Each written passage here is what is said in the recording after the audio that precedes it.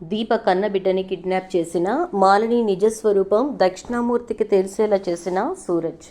షాక్లో మాలిని. ఇదంతా ఎలా జరిగింది? అసలు దీప కన్నబిడ్డని మాలిని ఎందుకు కిడ్నాప్ చేసింది? దక్షిణామూర్తికి మాలిని నిజస్వరూపాన్ని సూరజ్ తెలిసేలా చేయడం ఏంటి? అసలు కథంతా వేరువేరుగా ఉంది కదూ. మరి ఈ కథ ఇలా ఎందుకు మలుపు తిరిగిందో తెలుసుకోవాలనుకుంటే ఈ వీడియోని చివరి వరకు చూసి వీడియోని లైక్ చేసి షేర్ చేసి ఛానల్ని మీరు ఇప్పుడే విజిట్ చేస్తున్నారు కనుక సబ్స్క్రైబ్ చేసుకుని పక్కనే ఉన్న బెల్ ఐకాన్లో ఆల్ ట్యాప్ చేయడం అస్సలు మర్చిపోకండి. మీ సబ్స్క్రిప్షన్ ద్వారా మేము పెట్టే ప్రతి వీడియో మీరే ఫస్ట్ నోటిఫికేషన్ రూపంలో పొందవచ్చు. ఇక మొత్తం మీద చూసుకున్నట్లయితే కనుక జ్యోత్స్నకి ఇంకా సూరజ్కి పెళ్లి చేయాలి అని నిశ్చయించుకున్న శివనారాయణ ఆ విషయం బయటకు తెలియనియొద్దు అని చెప్తాడు. ఇక ఫ్యామిలీ అంతా కూడా ఆ విషయానికి ఆమోదం కూడా తెలుపుతారు.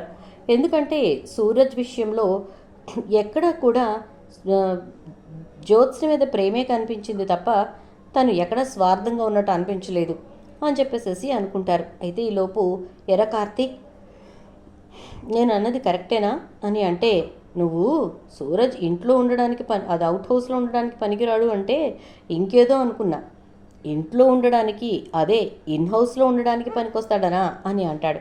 అలా మొత్తానికి చెలోక్తుల మధ్య డిస్కషన్ జరిగిపోయినా ఇక సూరజ్ గురించి వాకప్ చేయటం మొదలు పెడతాడు కార్తీక్. అయితే అలా వాకప్ చేసే క్రమంలో కార్తీక్ సూరజ్ తోటి మాట్లాడాలి రాబ్రో అని చెప్పేసి ఆఫీస్లో పక్కకు పిలుస్తాడు.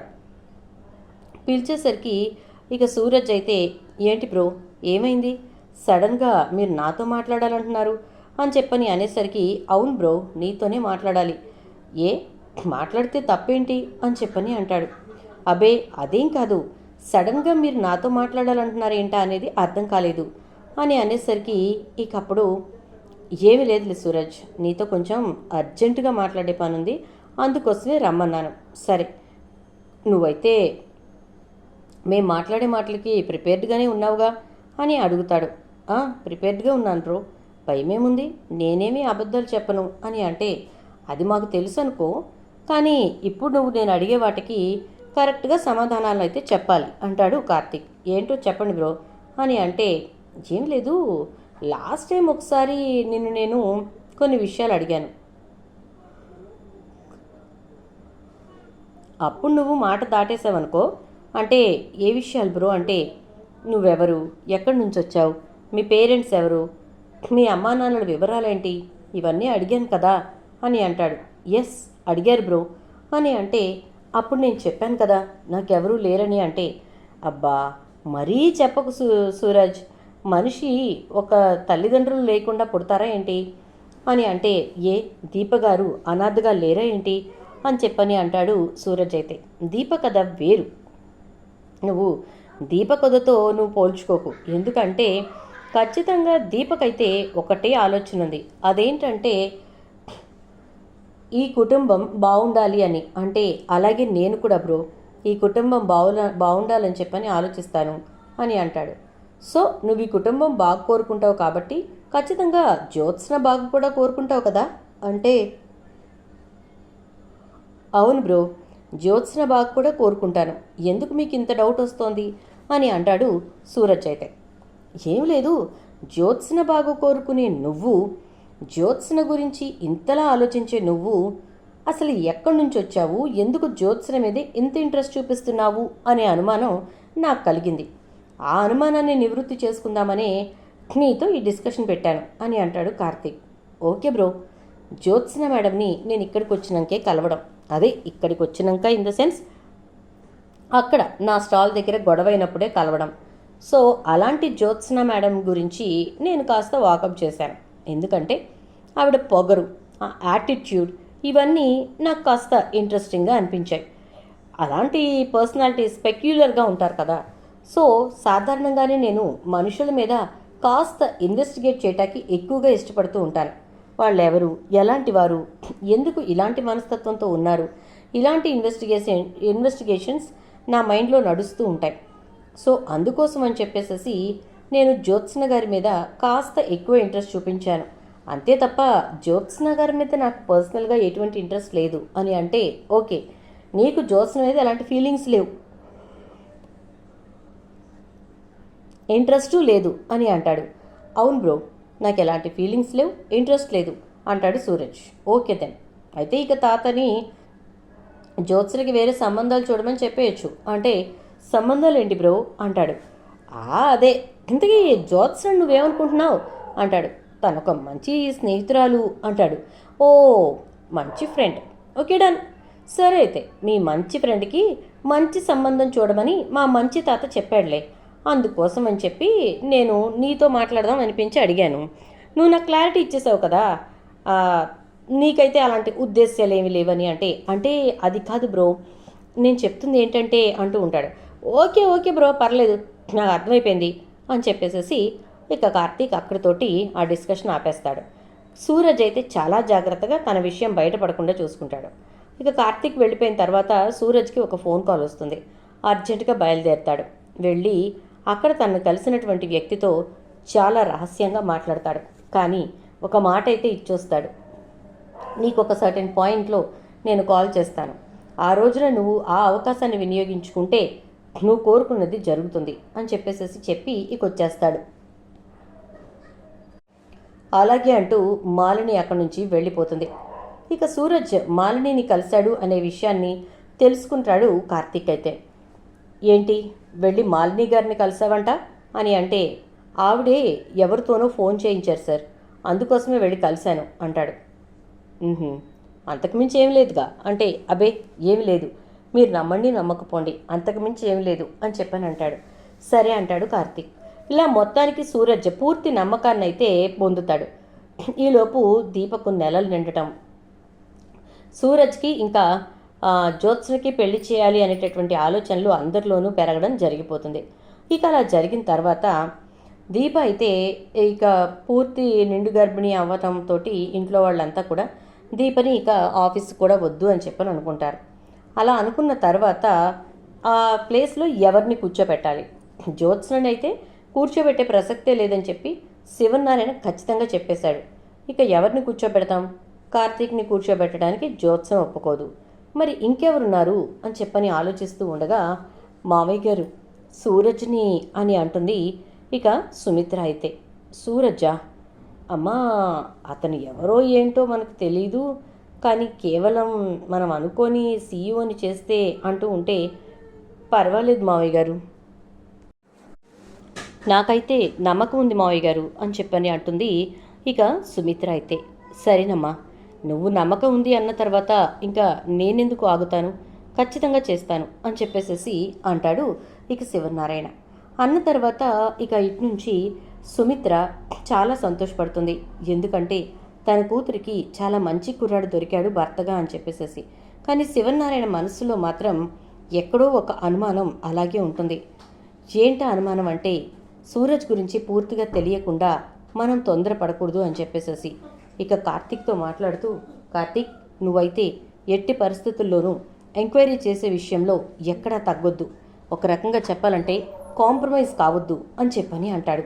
అలాగే అలాగే తాత, నువ్వు ఇంతలా చెప్పిన తర్వాత నేనెందుకు కాంప్రమైజ్ అవుతాను అంటాడు ఇక కార్తీక్ అయితే. ఇలా అన్న తర్వాత ఇక దీపకైతే ఇంకా డెలివరీ డేస్ దగ్గరకు వచ్చేస్తాయి. దాంతో ఇక అందరూ కూడా దీప గురించి కంగారు పడుతూ ఉంటారు. అప్పుడు మొదలు పెడుతుంది మాలిని తన పావులు కదపటం. ఇక అసలు దీప గురించి ఈ ఇల్లంతా ఎందుకు ఇంతలా ఇదవుతుంది అనే విషయాన్ని ఆలోచించడం మొదలు పెడుతుంది మాలిని. అలా ఆలోచించి మొత్తానికి పారిజాతాన్ని ఒక రోజున తన ఇంటికి రమ్మంటుంది. ఇంటికి వెళ్ళినటువంటి పారిజాతంతో మాలిని అయితే, ఏంటి అసలు సంగతి కావాలి నాకు చెప్తావా అని అంటే, ఏంటది అంటుంది. ఏంటా, మీ ఇంట్లో ఉంటున్న సూరజ్కి జ్యోత్స్నకి పెళ్ళి అన్నట్టు విన్నాను నేను అంటే, నీకు తెలిసిన తర్వాత ఇంకా ఆ పెళ్ళి జరిగినట్టే అంటుంది. ఏ, నీ మనవరాల జీవితం ఏమైపోతుందోనని కంగారు పడుతున్నావా అంటుంది. నా మనవరాల జీవితం ఏంటి అంటే, ఆ రోజున నేనిచ్చిన సలహా పాటించే కదా నీ మనవరాల్ని అక్కడ పెట్టి శివనారాయణ మనవరాల్ని పక్కకు జరిపావు అని అంటుంది. దాంతో ఇక పారిజాతం అయితే, ఇదిగో ఈ మాట ఇప్పుడు అంటే అన్నావు కానీ ఎక్కడ అనకు, ఎందుకంటే లేనిపోయిన గొడవలు వచ్చేస్తాయి అని చెప్పని అంటుంది. నాకేం అవసరం లే కానీ అంటానికి, నువ్వు మాత్రం జాగ్రత్తగా ఉండు, ఎందుకంటే నీ మనవరాలి విషయంలో చాలా జరుగుతోంది. ఏ మాత్రం ఇబ్బంది కలిగినా నాకు ఫోన్ చేయి అని అంటే, చేస్తానులే కానీ ఇప్పుడు ఎందుకు పిలిపించావు చెప్పు అంటే, దీప బిడ్డని కనబోతోంది కదా అని అంటే, అవును కనబోతోంది అంటూ ఉంటే, కన్న తర్వాత ఒకవేళ అసలు నిజం బయటపడిందనుకో అప్పుడు పరిస్థితి ఎలా ఉంటుందంటావు అనగానే ఇక షాక్ అయిపోతుంది పారిజాతం. అందుకే ఆ రోజున నువ్వు దీపనెత్తికెళ్ళావు, ఈరోజు నేను దీప కనబోయే బిడ్డనెత్తికెళ్దాం అనుకుంటున్నాను అంటుంది. ఏమన్నా చెయ్యి, మొత్తానికి నా మనవరాలికైతే ఇబ్బంది కలగకుండా ఉంటే చాలు అని చెప్పని అంటుంది పారిజాతం. దాంతో ఖచ్చితంగా ఇబ్బంది ఎక్కడా కలగనివ్వను సరేనా అని చెప్పేసేసి అంటుంది. ఇక మాలిని అయితే మాలిని మాటలతోటి చాలా ఆలోచిస్తూ ఉంటుంది పారిజాతం. కొంపదీసి మాలిని ఇదంతా చేసి అటు తిప్పి ఇటు తిప్పి చివరాఖరికి మళ్ళీ ఇదంతా తన మీదకే నెడుతుందేమోననే కంగారు భయం ఇక పారిజాతంలో అయితే ఫుల్గా ఉంటుందన్నమాట. ఇంకా వెంటనే చూడు మాలిని, నేను నీకు హెల్ప్ చేశాను అంతవరకే, ఇక నువ్వు దాన్ని ఎక్కువగా తీసుకొని అడ్వాంటేజ్గా తీసుకొని నువ్వు గనక నా ఇంట్లో ఈ వివరం చెప్పావంటే ఇక అంతే సంగతులు అంటుంది. చెప్పనులే అంటూ ఉంటే, సరే నువ్వేదైనా చేసుకో నాకెందుకు, కానీ నాకు నువ్వేం చెప్పలేదు, నేనేం వినలేదు అంటుంది. నాకు కావాల్సింది ఒక్కటే అని అంటే, ఏంటి అని చెప్పని అనగానే, ఏ హాస్పిటల్లో పురుడు పోసుకుంటుందో అంటే, అబ్బబ్బబ్బబ్బా ఏమన్నా తెలివి, అసలు ఇన్ని తెలుసుకోగలిగిన నీకు ఆ విషయం తెలుసుకోవడం పెద్ద కష్టమేమీ కాదని నాకు బాగా తెలుసులే, కానీ విషయం ఏంటో చెప్పు అని చెప్పని అంటుంది. ఆ హాస్పిటల్లో నేను అక్కడ ఉండే నర్సుల్ని అందరినీ కొనుక్కుంటాను ఇబ్బంది లేకుండా, కానీ నీ వాళ్ళు అడ్డు రాకుండా చూసుకోవాల్సింది నువ్వే అని అంటే, ఆ విషయం నువ్వు నాకు వదిలేసి నువ్వేం కంగారు పడవసరం లేదు అంటుంది పారిజాతం. థ్యాంక్ యూ వెరీ మచ్ అని మాలిని పారిజాతాన్ని ఇంటికి పంపేస్తుంది. ఇక తర్వాత మాలిని అయితే బిడ్డ ఎప్పుడు పుడుతుందా అని చెప్పి వెయిట్ చేస్తూ ఉండగా మొత్తానికి దీప నొప్పులతో బాధపడటం, హాస్పిటల్కి తీసుకెళ్ళటం, ఆ హాస్పిటల్లో దీప పండంటి మగబిడ్డకు జన్మనివ్వటం జరుగుతుంది. వావ్, శివనారాయణకి మొత్తానికి వారసుడు పుట్టాడనమాట. జ్యోత్స్న, నువ్వు అసలు వారసురాలివి కాదు అనే విషయం బయటపడనంత వరకు నువ్వు సేఫ్, బయటపడిన మరుక్షణం నువ్వు అంతే అని అనుకుంటూ ఇక ఆ బిడ్డని ఎత్తుకురావడానికి నర్సుకి డబ్బిస్తుంది కదా, ఆ నర్సు లోపలికి వెళ్ళి బిడ్డని ఎత్తుకుని బయటకు వచ్చేలోపు ఎదురుగా వచ్చి నుంచుంటాడు సూరజ్. అయితే అలా నుంచున్న సూరజ్ని చూసి ఒక్కసారిగా షాక్ అవుతుంది మాలిని. ఇంకా ఎందరి జీవితాలు నాశనం చేస్తావు, మా అన్న వదినలకు అండగానే నేను ఇక్కడికి వచ్చాను, ఆ విషయం నీకు తెలుసు కదా, మరి ఇంకేంటి ఇక్కడ నాటకాలు వేస్తున్నావు అని అంటే, ఏం మాట్లాడుతున్నావురా అంటుంది. చాలు, ఇప్పటికి ఆడిన ఆటలు చాలు, ఇప్పటి వరకు చేసింది చాలు అని అంటూ ఉంటే, ఏం చేశానురా అంటే, ఒకానొక రోజున దీపను తన కన్న తల్లి దగ్గర నుంచి దూరం చేయమని చెప్పి పారిజాతానికి చెప్పింది నువ్వే కదా, అందుకే కదా పారిజాతం చాలా తెలివిగా తన మనవరాలిని తీసుకొచ్చి అక్కడ పెట్టి దీప స్థానాన్ని పూర్తిగా తన మనవరాలికి ఇచ్చేసి దీపను రోడ్డు పాలు చేసింది అంటూ ఉంటే, నేను సలహా ఇచ్చాను, పాటించడం పాటించకపోవటం వాళ్ళ ఇష్టం, ఇప్పుడు నువ్వు నాతో ఎందుకు గొడవ పడుతున్నావు అంటే, నీలాంటి దానికి దూరంగా ఉండాలని నేను నా మానాన్న నేను బ్రతికాను, నా మానాన్న నేను పెరిగాను అంటూ ఉంటే, అయితే ఇప్పుడు ఏమంటావు, మొత్తానికి వెళ్ళి వాళ్ళ పంచం చేరావు కదా, నువ్వు నా కొడుకువి అని తెలియనంత వరకే నీకు అక్కడ సేఫ్, నువ్వు అక్కడ సేఫ్, ఒకవేళ తెలిసింది అంటే మా శివనారాయణ బాబాయ్ మామూలు వ్యక్తి కాదు, నిన్ను చంపేస్తాడు అని అంటే, అలాంటి వాడి చేతుల్లో చావడం కూడా తప్పేమీ లేదు అని అంటూ ఉంటే, ఇప్పుడు ఏంటి అంటే దీప బిడ్డని ఎందుకు ఎత్తుకెళ్ళాలనుకుంటున్నావు అనగాని, ఓ ఈ వార్త ఆల్రెడీ నీకు వచ్చేసిందా, ఎత్తుకెళ్తేనే నాకు సుమిత్ర మీద ఉన్న కక్ష, జ్యోత్స్న మీద ఉన్న కక్ష, శివనారాయణ కుటుంబం మీద ఉన్న కక్ష తీరుతుంది అని అనేసరికి ఒక్కసారిగా వెనక నుంచి వచ్చి మాలిని మీద చెయ్యెత్తబోతాడు ఇక దక్షిణామూర్తి. ఒక్కసారిగా మాలిని షాక్ అవుతుంది. మావయ్య గారు అని అంటే, ఛీ నోర్మై, మావయ్య గారా, ఇప్పటి వరకు జరిగిన ప్రతి గొడవకి నువ్వే కారణం అని చెప్పి నాకు ఎప్పటికప్పుడు వాడు ఫోన్ చేసి చెప్తూనే ఉన్నాడు, ఎన్నిసార్లు ఇంటికి రమ్మన్నా రాలేదు, కానీ ఇప్పుడు నువ్వు చేయబోయిన పని గురించి నాకు చెప్పి నీకు సాక్ష్యాధారాలతో నిరూపిస్తాను రా, నీ కోడలేంటో నేను చూపిస్తాను రా అని సవాల్ విసిరాడు. వాడు విసిరిన సవాల్లో నేను ఓడిపోయేలా చేశావు అని చెప్పని అంటాడు ఇక దక్షిణామూర్తి. దాంతో మాలిని అయితే ఆలోచనలో పడుతుంది. ఇక సూరజ్ ఇంకొక అడుగు లోపలికి పడినా నీ అడుగు పైలోకాలకి పోతుంది, జాగ్రత్త. మేడం మాలిని గారు అని అంటే కన్న తల్లిని పేరు పెట్టి పిలుస్తావా అంటుంది. ఛీ, నువ్వు అసలు కన్న తల్లిని చెప్పుకోవడమే నాకు అసహ్యం. చూసావుగా తాత, ఇది నీ కోడలి అసలు స్వరూపం. ఇలాంటివి ఎన్నో చేసి ఈ రోజున ఈ స్థాయికి వచ్చింది. రెస్టారెంట్ని ఎలా కొనాలో తెలుసు, షెఫ్ల్ని ఎలా కొనాలో తెలుసు, ఇంటి మనుషుల్ని ఎలా కొనాలో కూడా తెలుసు. ఇలాంటి మనిషి ఎప్పటికైనా నీకు డేంజరే తాత, ఆలోచించుకో అంటాడు సూరజ్ అయితే. చూద్దాం మరి రాబోయే ఎపిసోడ్స్లో ఏం జరుగుతుందో. వీడియో నచ్చితే లైక్ చేసి షేర్ చేయండి, ఛానల్ సబ్స్క్రైబ్ చేసుకుని